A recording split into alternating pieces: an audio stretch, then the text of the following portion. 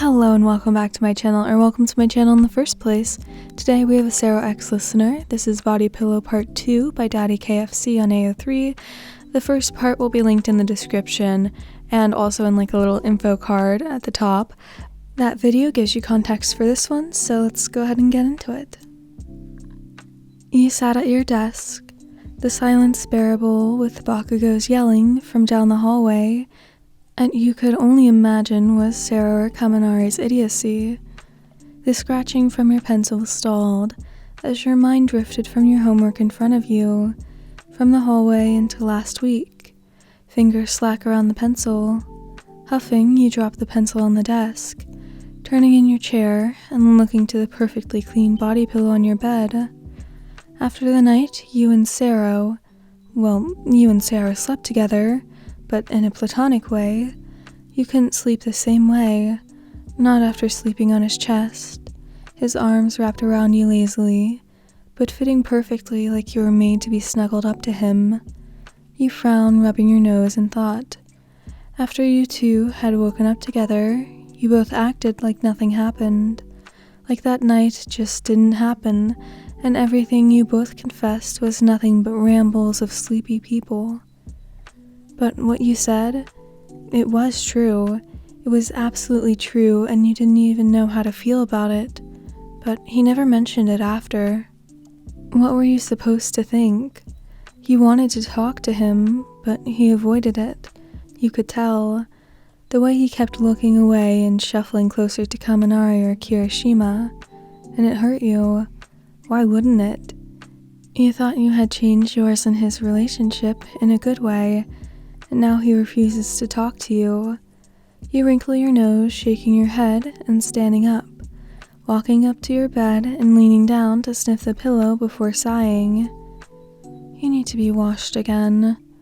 You ponder softly to yourself, head tilting slightly whilst hauling up the pillow and tucking it under your arm. You'll wash it. Not like you need it. You wouldn't be able to sleep anyways. You headed out your door, not sparing a curious glance down the corridor to who Bakugo was yelling at, but you could hear Kaminari's teasing and Sero's encouragement. God, his voice, the right pitch of happy to his tone to make it memorable, and the right depth to make you remember how it vibrated in his chest, seeping into your body welcomely that night.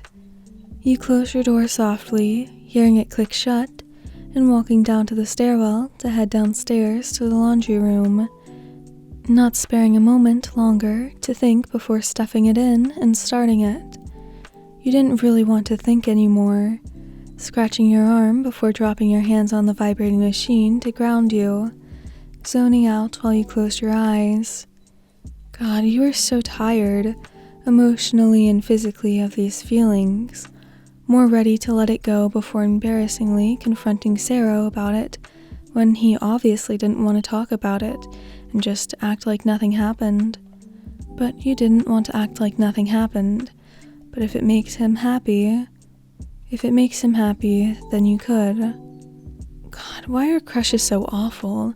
Why do they even mess you up like this? You sigh, opening your eyes, letting them half lit in thought as you turned to the entrance of the room, but your eyes flew open as you stiffened slightly. Sero stood there, leaning against the wall by the door, watching you with a soft and somewhat regretful look in his eyes that had your gut dropping to the floor. You stared into his dark eyes, suddenly self-conscious as they rake over you for a second. You pull the hem of your sweatshirt subtly further down your legs, fingers lingering on your pants for a second. Why was he even here? It was weird and you weren't prepared for this. Sero started. You blinked, bringing your eyes from the wall beside him to meet his as I looked back at you. You look like you haven't slept. You sigh, averting your eyes. A lot of people have been saying that lately. So, have you not been getting sleep then? Sero questioned softly, pushing off the wall as you scoff.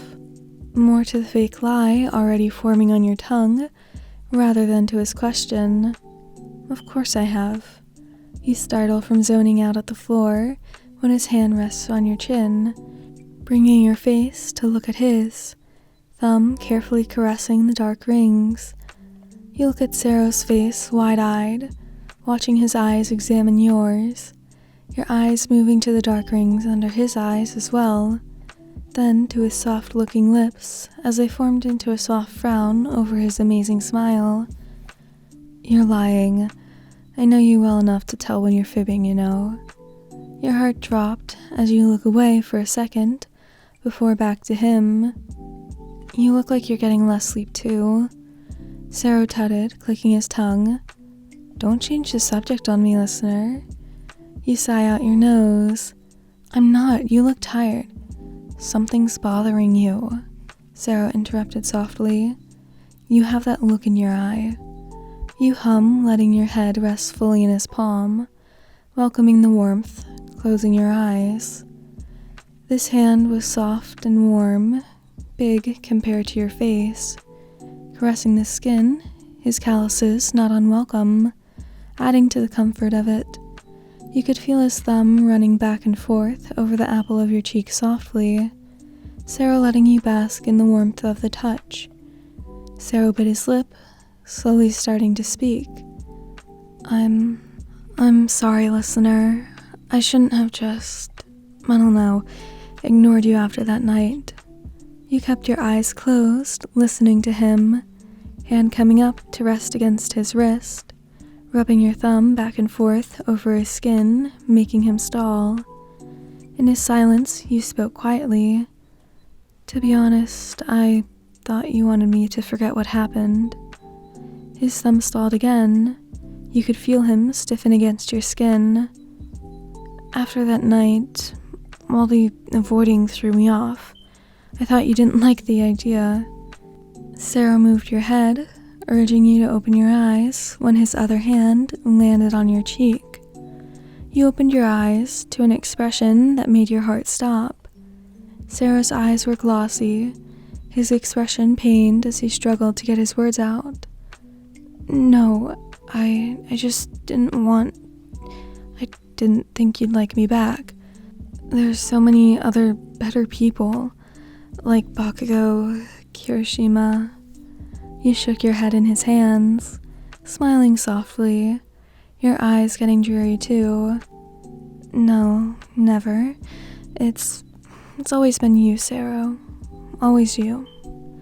Sero let out a soft breath, dropping his eyelids, willing his eyes to dry. You did the same as you felt him rest his forehead against yours, his hair brushing your skin as you basked in each other. It was heaven. If you could fly, you would. You couldn't stop a soft smile from spreading across your face. You fluttered your eyes open when he pulls away slightly, nose brushing yours while he examines your face for a second. Sero starts, thumb caressing the side of your face. Can I kiss you? You didn't answer him, closing your eyes slowly and leaning in, pressing your lips up against his, swallowing the surprised little squeak that fell from his soft lips. You hum, pulling back slowly, letting you examine his features with a sly smile.